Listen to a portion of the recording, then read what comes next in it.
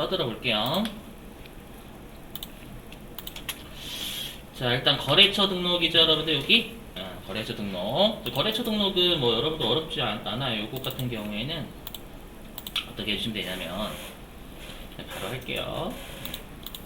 자, 문제에서 이거 제일 주의하실 게 여기 있죠. 우편번호 입력은 생략함. 그죠? 그럼 이 말은 뭐냐면 그 사업장 주소할 때 클릭하지 말란 얘기예요. 여기 어디냐면 자, 우리가 이제 여기 거래처 등록 여기 있죠? 들어가요. 항상 거래처 등록은 여러분들이 꼭 보실 게 그 거래처가 일반 거래처 이런 것들 보셔야죠. 보니까 여기 거래처 천선상사니까 일반 거래처잖아요. 일반 거래처니까 여기 비어 있는 데 있죠. 여기 비어 있는 데에다가 여러분들이 그대로 쳐주시면 돼요. 여기 7171이죠. 여기에다가 717 코드 치시고 그다음에 주식회사 천선상사. 유형은 또 매출이라고 되어 있죠. 매출. 여기까지는 아마 하실 수 있으실 거예요. 그죠? 어려웠어요, 이때. 사업자 등록번호가 12986, 12986, 76, 78, 786. 사업자 성명이 이부천, 도매, 종목은 전자제품. 여기까지는 할만하실 거예요. 그죠? 여기서 우편번호 입력은 생략할 것이라는 거 여기 클릭하지 말고 직접 써 내시래요. 그래서 어떻게 쓰시면 되냐면 우리 저번에도 연습했었는데 이렇게 하시면 돼요. PC는 인천광역시 계양구 경영대로 1077 로얄도라 201호 하고 여기에다가 그 구주소 있죠? 여기 가로치고요. 이렇게 하는 겁니다. 이렇게 하고 어떤 동인지 구주소 있죠 여러분들 이렇게 해주셔야죠. 저번에 한번 우리 우편번호 입력해서 해봤었죠. 그렇죠? 그리고 얘는 또 우편번호 클릭하면 되게 늦게 떠요 여러분들. 이게 검색이 정말 늦게 돼요. 그래서 거기서 시험에서도 거의 우편번호 입력은 생략함 게 주로 많이 나와요. 그렇죠? 이렇게 해주시면 됩니다. 넘어갈게요. 자, 그 다음에 이제 2번인데 보니까 이 거래처별 초기 2월 나와 있죠. 거래처별 초기 2월이 나오면 무조건 왼쪽에서 이 잘못된 계정 과목 찍고 오른쪽에서 무조건 작업하시는 거예요. 아시죠? 그랬을 때 여기서 여러분들이 방황하신 게 뭐냐면 가끔씩 거래처를 바꿔야 되는데 못 바꿔요. 그 F2번이에요. 여기서는 거래처별 초기 2월에서는 거래처 우리가 왔다 갔다 하는 F2번이에요. 무슨 말인지 해보죠. 자, 일단 여기에서 거래처별 초기 2월 들어가요. 들어오시고 문제에서 언급된 게 외상매출금이죠. 그 외상매출금 찍고 보시면 여기 대전전자가 300만원 맞죠? 여기 외상매출금이. 근데 목포전자에 대한 외상매출금이 200만원이잖아요. 그럼 여기에 목포전자 추가해줘야 되겠죠? 여기 어떻게 해요? 여기서 목포전자 안 써져요. 반드시 F2번이 F2번. 여기서 시간을 버리시면 안 돼요 여러분들. 알죠? F2번으로 목포 치셔가지고 빨리 여기 넘어가셔야 돼요. 그렇죠?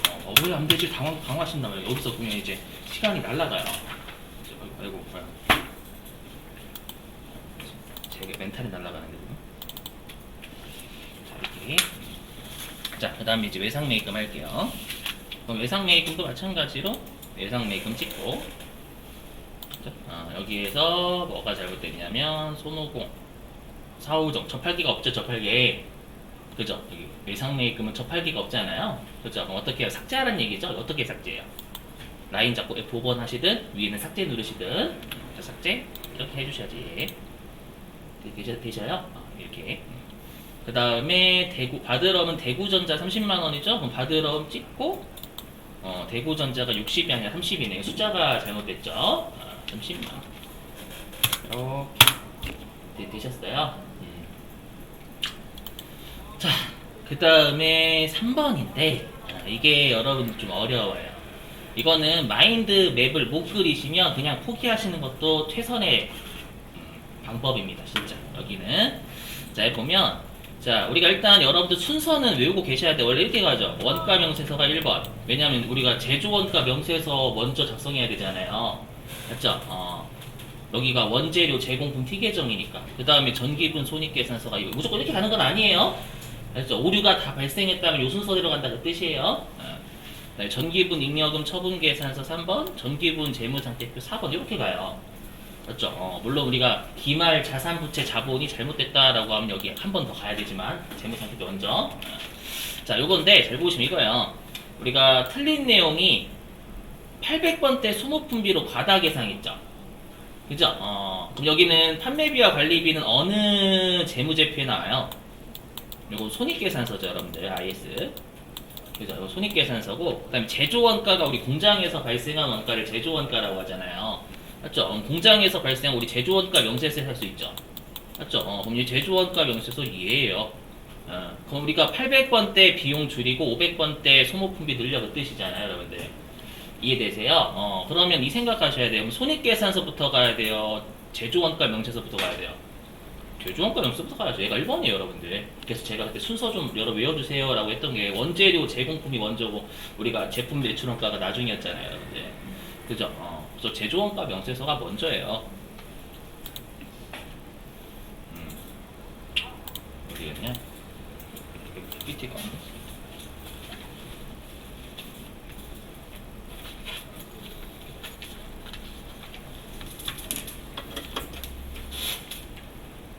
이 문제는 거의 나온다고 여러분 생각을 하셔야 돼요. 물론 안 나오면 제일 좋긴 해요, 진짜. 안 나오면 그 회차는 그래도 좀 할만한 회차.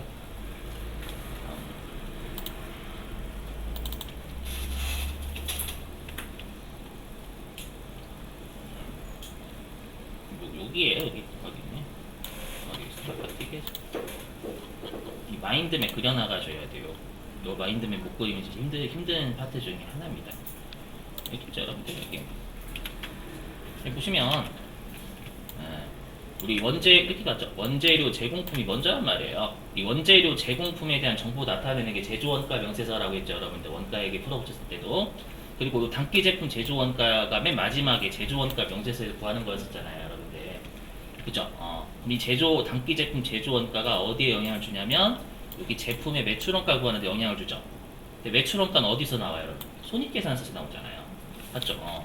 그래서 여기도 마찬가지지만 여기 어떻게 돼요? 제조원가 명세서에 여기 제조원가 명세서에 단기 제품 제조원가가 손익계산서에 매출원가 영향을 주잖아요. 그러니까 제조원가 명세서가 먼저 가야 돼요, 여러분. 이게 더 중요해요. 아셨죠? 이렇게. 자, 해보면 어떻게 하시냐면 일단은 그래서 제조원가 명세서를 먼저 가셔야지 전기분 손익계산서 낚시입니다, 여러분들. 물론 얘도 고치긴 거쳐야 되는데 얘부터 먼저 고쳐야 돼요. 제조원가 명세서가 먼저니까. 되세요?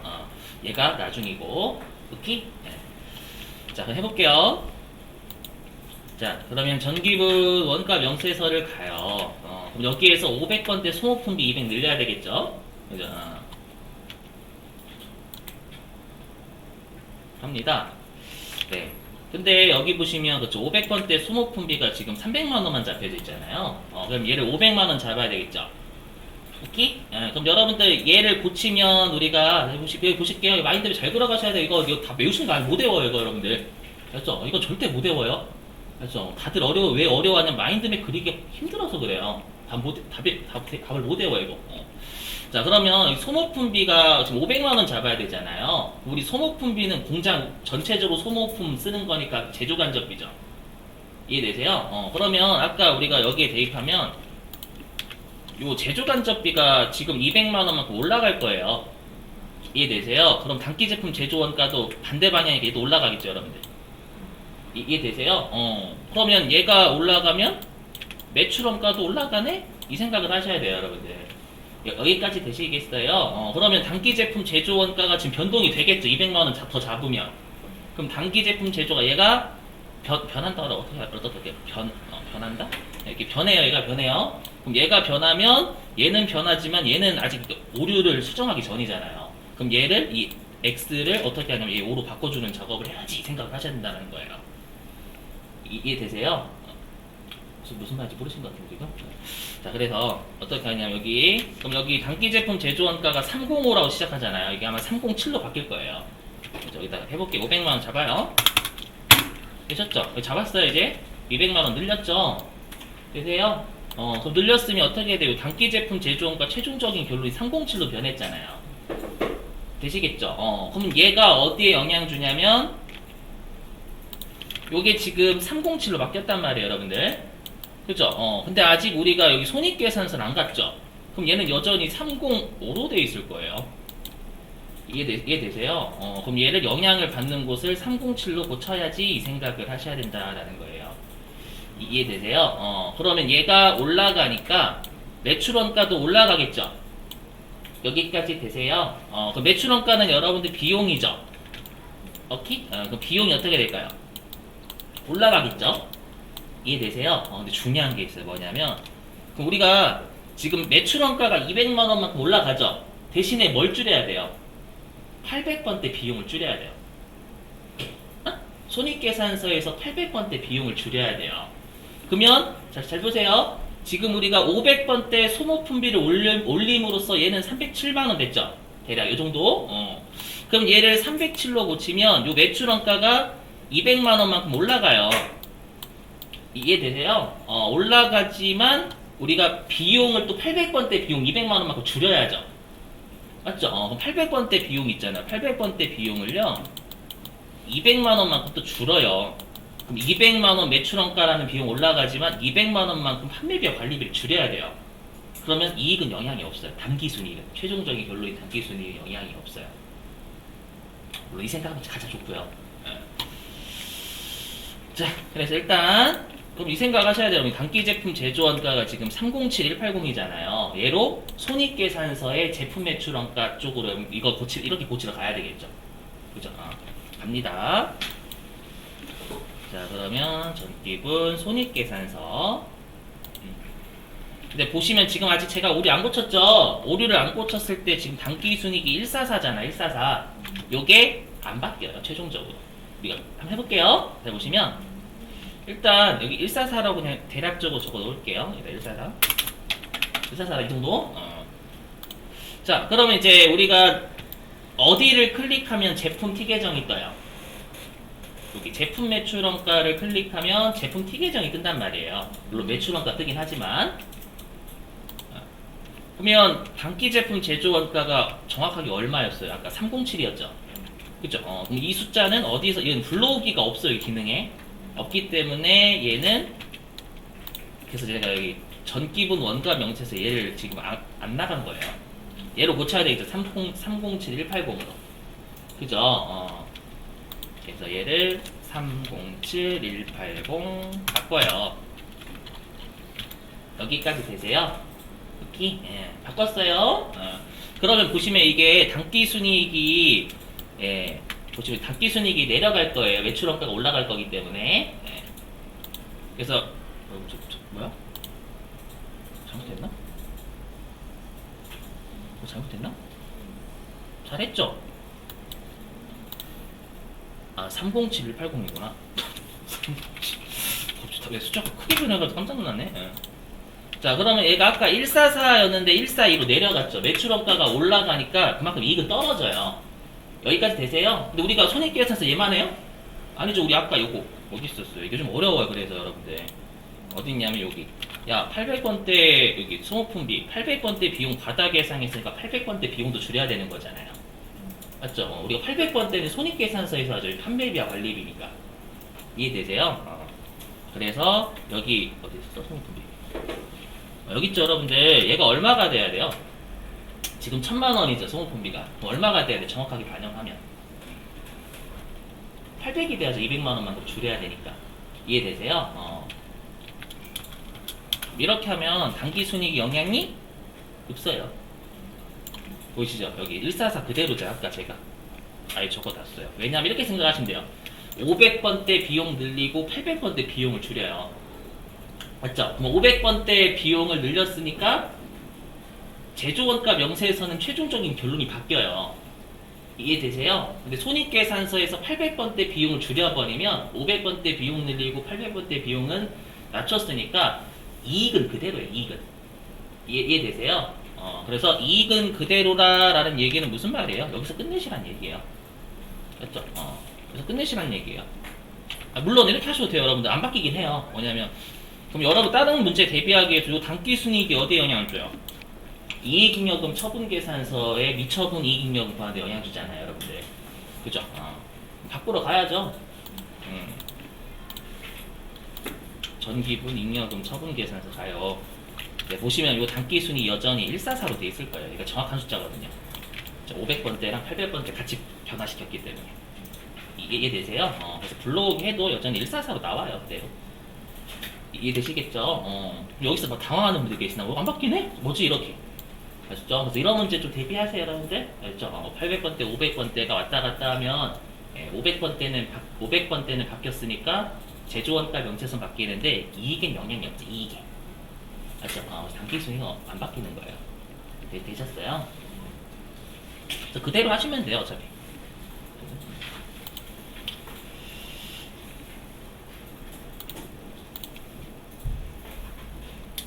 자, 그 다음에 문제 2번에 1번인데요. 이거는 여러분들 세무 이금용이에요. 회계 1급에서 처음 냈던 거예요. 떠들어 보긴 할게요, 여러분들. 자, 들어보시면 뭐냐면, 자, 여러분들 우리가 원래 이게 단기매매 증권이잖아요, 여러분들. 요게 단기매매 증권이면 처분 이익이 100만원 나오죠. 요게 단기매매 증권이 왜냐면 2,800만원짜리를 2,900에 팔았으니까. 이해되세요? 근데 지금 하는 건 매도 가능 증권 투자자산 보이시죠? 아마 강의 보셨던 분들은 매도 가능 증권이 투자자산이면 178번 써요.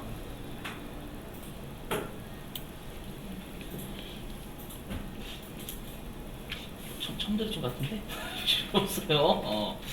자, 근데 여러분들 이거 이렇게 하셔야 돼요. 뭐냐면, 자, 매도 가능 증권은 장기 투자 목적이잖아요. 그러니까 우리 집을, 여러분들 집을 장기 투자로 하신다라고 하면, 내 집의 시세가 왔다 갔다 해도요, 결론적으로 얼마 주고 사서 최종적으로 얼마에 팔았냐가 중요해요.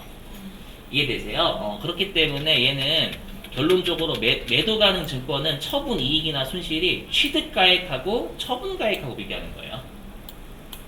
이해되세요? 여러분들이 삼성전자 주식을 장기 투자 목적으로 하신다면 내가 샀던 게 최종적으로 얼마에 팔았는지가 중요해요. 이해되세요? 그래서 매도 가능 증권 처분 이익은 500만원이 나와요. 이해되세요? 근데 지금 그걸 분개로 끊는 거잖아요, 여러분들. 그죠? 그럼 잘 보세요. 어떻게 끊냐면, 이거 잘 안 나와요, 시험에, 여러분들. 이거 대비하시는 것보다 다른 걸로 하시는 게 더 나아요. 자, 날짜가 7월 20일. 자, 그럼 일단 매도 가능 증권은 이렇게 되겠죠. 그럼 매도 가능 증권은 전년도 말에 2,800만원으로 장부에 기록되어 있을 거란 말이에요. 이해되세요? 2,800만원 기록돼 있어요. 그럼 대변으로 매도 가능 증권 2,800만원 잡아 빼는 거예요. 오케이? 그래서 여기 대변에 매도 가능 증권 검색하시면 여기 178번이라고 돼 있죠. 그죠? 이렇게 이꼴로 잡으셔야 돼요. 여러분들 2,400만원 까라면서 그거 아니에요. 잡으시면. 근데 보세요. 우리가 장기 투자 목적은 여전히 평가 이익이나 손실이 남아있겠죠. 장기 투자 목적이니까. 예? 그 말은 뭐냐면 이게 전년도 말에 매도 가능 증권 평가 이익 있잖아요. 이게 고스란히 남아있을 거란 말이에요. 이해되세요? 그럼 이 매도 가능 증권 평가 이익이 400만원 있는 상황이잖아요. 전년도 말에. 맞죠? 근데 얘를 팔았으니까 이제 평가 이익이 있어야 돼요? 없어야 돼요? 없어야죠. 없어야 되기 때문에 처분하면 더 이상 평가가 남아있지 않잖아요, 여러분들. 팔았는데 그거 처분 이익이나 손실이 나오는 거지 평가 이익하고 손실이 이제 없는 거예요. 알죠? 뭐 어떻게 하는 거냐면 매도 가능 증권 평가 이익이 이제 팔았으니까 날아가요. 그럼 대변에 있던 애가 매도 가능 증권 평가 이익이니까 얘를 차변으로 날리는 거예요. 이건 세무 이금용이에요, 우리 얘기하면 여러분들. 그 차변에 매도 가능 증권 평가 이익이 팔았으니까 까이는 거예요. 이게 400만원. 이렇게 작업을 합니다. 하고 그 다음에 실제로 받은 건 보통예금을 회수했다라고 있죠. 그럼 차변에 보통예금이 2,900만원 들어왔을 거 아니에요, 여러분들. 되셔요? 우리가 아까 문제 읽어봤지만 여기 대변이 빵꾸 나죠. 여기 차변하고 대변 중에 대변이 500만원 빵꾸 나잖아요. 이게 우리가 아까 문제를 읽으면서 매도 가능 증권 처분 이익이 된 거예요. 최종적으로 2,400만원 줬던 걸 2,900에 팔았으니까. 아시죠? 그래서 대변에 매도 가능 증권 처분 이익이 이렇게 나와요. 이게 무슨 말이냐면 이렇게 실제로 재무 상태표 이렇게 돼 있어요. 보시면 이거 이해시키는 거 별로 중요하진 않은데 진짜 뭐냐면 이게 전기 말에 매도 가능 증권이 2,800만 원으로 올랐잖아요. 맞죠? 근데 이게 매도 가는 증권이에요. 근데 우리가 매도 가는 증권은 장기 투자 목적이니까 평가 이익이나 손실이 계속 따라다닌단 말이에요. 맞죠? 그럼 우리가 매도 가는 증권 지금 평가 이익이었죠? 매도 가는 증권 평가 이익은 우리가 어디 태생이냐면 대변 태생이잖아요. 그럼 얘를 매도 가는 증권 따라다니는 놈이니까 차변으로 옮기는 거예요. 얘가 이렇게 걸려요. 마이너스 400만. 이렇게 표시가 돼요. 이렇게 표시가 돼요. 무슨 말이냐면 전년도에 매도 가는 증권이 400만원 떠서 2,800만원이 되긴 했지만 이거 실현된 이익 아니다라고 취소식 마이너스 하는 거예요. 실현된 평가 이익이니까 실현된 이익 아니다. 그래서 여전히 2,400만원짜리다 이렇게 표시가 돼요. 재무상태표에. 그럼 이렇게 되어 있는 걸 판 거니까 얘 날리고 얘 날리고 이렇게 하는 거예요. 네, 여러분들 이런 문제 그냥 버리시고 처음 나왔던 거예요. 이런 문제 내면 어떻게 진짜.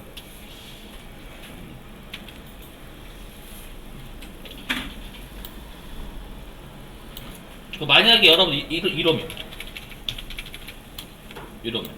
내가 만약에 예를 들어가지고 이게 됐어. 만약에 내가 매도 가는 증권을 3,200에 취득했어요. 근데 이게 전기 말에 매도 가는 증권 평가 손실이 400 난 거예요. 그럼 2,800만원짜리 됐죠? 하지만 난 장기 투자 목적이니까 여전히 나 이거 평가 손실 아니다라고 표시가 되어 있는 거예요. 왜냐 매도 가는 증권 차변 태생이죠. 그리고 매도 가는 증권 평가 손실도 차변이잖아요. 맞죠? 그럼 평가 이 2,800만원은 평가 손실이 반영된 후의 숫자지만 아직 이거는 평가 손실이 실현된 거 아니다라고 해서 3,200만원 여전히 표시가 돼요. 취득가액으로. 어렵죠? 아무튼 그래서 이런 문제는 잘 안 나올 거예요, 여러분들.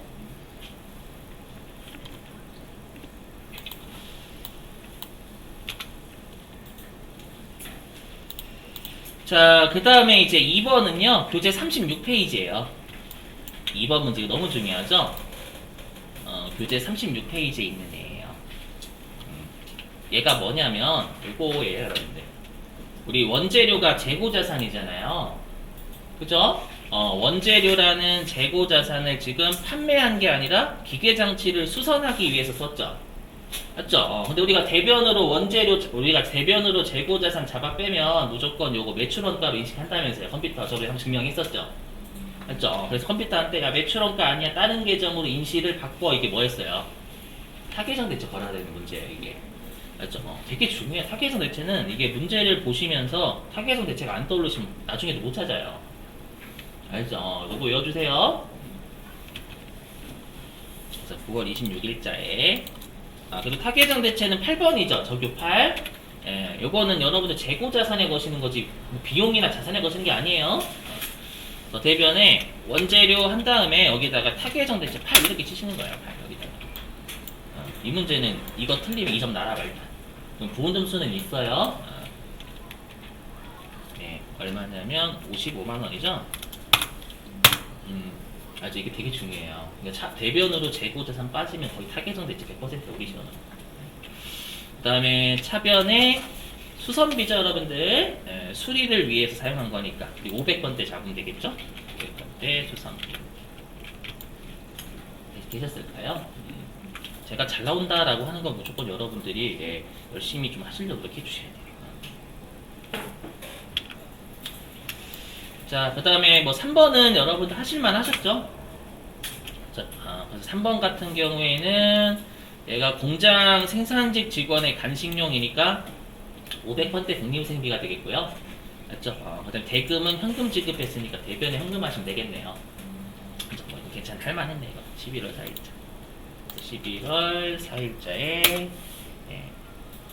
차변에 독립생비 2만원. 그리고 여러분 가급적 자주 쓰는 코드는 외워주시면 진짜 빨라요. 외상매출고 뭐 108번 이런 거 있잖아요, 여러분들. 그런 것들은 여러분들이 회계 1급만 하실 거 아니죠. 그런 거 가급적 많이 외워두세요. 저 자주 쓰는 거 나중에 제가 정리해드릴게요, 코드번. 그 다음에 대변에 현금. 혹시 출금으로 끊으신 분 없죠? 없으시 출금이 전부 다 출금으로 끊을 수 있는데 이렇게 하시면 돼요. 넘어갑니다. 자, 그 다음에 4번인데요. 여러분 4번은 교재 어디냐면 33페이지예요. 이런 걸 외우고 있는 게 슬퍼요. 33페이지.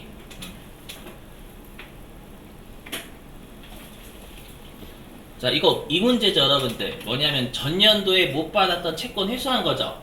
그럼 이때는 우리가 뭐를 증가시켜요? 대손 충당금 증가시켜요.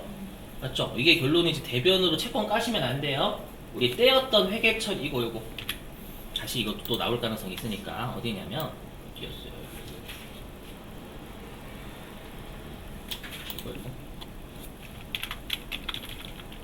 이거 두 개잖아요, 여러분들. 일단 대손 확정된 회계처리 취소하고 떼었던 거 받아냈으니까 그 다음에 채권 회수한 이 두 분기가 결합된 게 결론이라고 했죠. 그래서 결론은 대변으로 대손 충당을 늘린다. 이게 너무 중요하다고 썼을 거예요. 한번 대손 충당금 다시 혹시 모르시면 이론 또 보세요. 그럼 제 동영상 아니어도 되니까.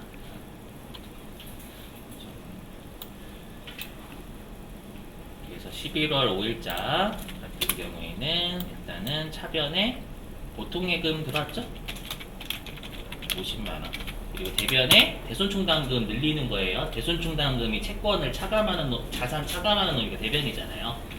대변에 대손충당금. 그리고 외상매출금에 대한 대손충당금 걸어야 되니까 109번 보시면 되겠죠. 예. 이거 유형은 꼭 외워주세요, 여러분들. 자, 그 다음에 5번. 자, 5번은 268페이지.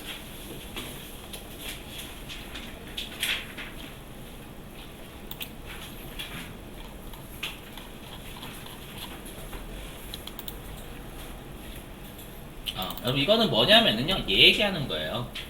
우리 이거 부가가치세 회계처리는 정말 많이 나온다고 했어요. 여기.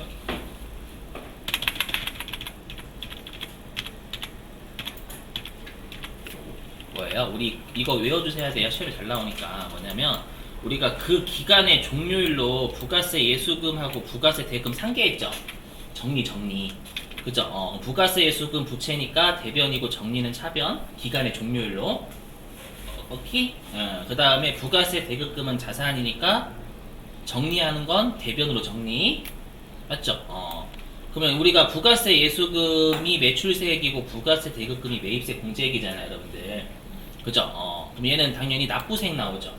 50에서 10 빼는 거니까. 그럼 얘는 우리가 6월 30일이면 1기 확정신고기간 종료일이죠. 종료일이니까 7월 25일까지 납부할 세금이 40원인데 이걸 부채로 기록해 놓는 거죠. 이해되세요? 그랬다가 실제로 7월 25일 날 내면 미지급 세금을 까요. 이것도 아마 오류수정이 있었을 거예요. 맞죠? 잘 잡으셔야 돼, 이런 거. 제가 자꾸 중요하다고 할 때 꼭 잡아주셔야 되는데 꼭 나중 가서 이제 급하다 이렇게 하시면 안 돼요. 아무튼 되셨죠? 자, 그럼 어떻게 하냐? 이건 제가 그러면 이걸 왜 꺼냈냐면, 자, 여기 우리가 2기 예정신고 기간이면 종료일이 9월 30일이잖아요, 여러분들. 맞죠? 그럼 우리가 9월 30일자로 예수금하고 대급금 상계했을 거란 말이에요. 되세요? 그랬더니 이때는 환급금 나왔다라고 돼 있죠. 환급금은 돌려받을 거잖아요. 돌려받을 건 뭐로 기록한대요? 이건 채권이니까 미수금 기록한다, 이제 미수금. 돌려받을 건데 내가 외상매출금 잡으면 안 돼요. 맞죠? 돌려받는 게 우리 회사의 주된 영업 활동은 아니잖아요. 맞죠? 그래서 여기 아예 그냥 9월 30일 안 가는 거예요. 원래 여기 안 가요. 그럼 여기 보시면 아예 그냥 미수금 잡아놨죠. 여기 돌려받을 거라 1030만원. 이거를 이제 돌려받았으니까 회계처리하는 얘기예요. 이해되세요? 돌려받았으니까 이제 미수금 어떻게 해야 돼요? 까야죠. 그렇죠. 까야죠. 미수금 까고 보통예금 계좌로 입금된 회계 처리하세요. 그 뜻이에요.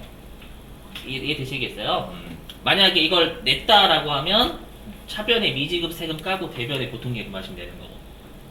이해되세요? 그래서 10월 8일자로 11월이군요. 11월 8일자로 보통예금 입금된 건 여러분들 회계 처리할 수 있으니까 차변에 보통예금 1030만원. 그리고 환급 받았으면 미수금으로 처리 한번 받을 거예요 라고 했는데 받았으니까 채권 까야지 이 생각도 하시면 좋고. 그렇죠? 대변에 미수금. 근데 원래 채권에 거래처 걸어야 되잖아요. 맞죠? 근데 이 채권은 여러분들 세무서 안 준대요. 세무서한테 돌려받을 채권인데 세무서 언급 없으면 이거 못 거는 거예요. 되셨어요? 이 부가가치 회계 처리도 잘 나와요. 여러분들 꼭 주의해 주시고. 자, 그 다음에 6번은 61페이지예요.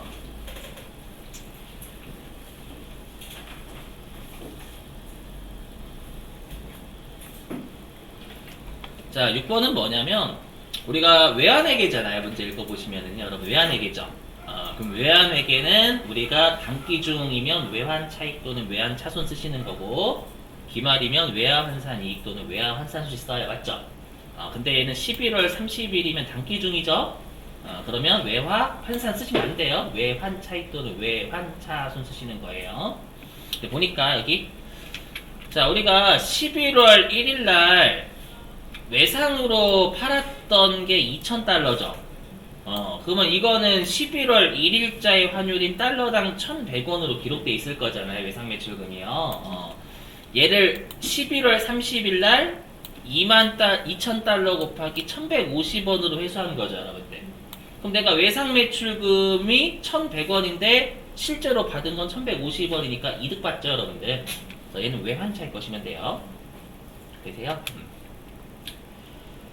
자, 그래서 11월 30일 날 그 외상 매출금 까야죠. 회수했으니까. 채권이니까 거래처 거시는 건 항상 잊으시면 안 되고.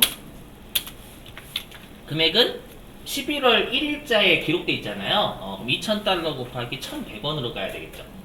이해되세요? 그럼 220만 원일 거예요, 아마. 근데 실제로 보통예금 통장에 들어온 건 2,000달러 곱하기 1,150원으로 들어오죠. 그죠? 그럼 230만 원이 보통예금 계좌 입금이 된 거죠, 여러분들. 그러면 지금 220만 원짜리 채권이 없어지는데 230만 원이나 받았으니까 10만 원만큼 이득 받죠. 근데 단기 중이니까 외환 차익 것이는 거. 대변에 외환.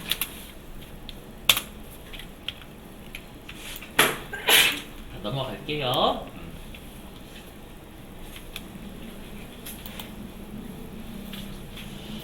자, 그 다음에 이제 문제 3번 유형.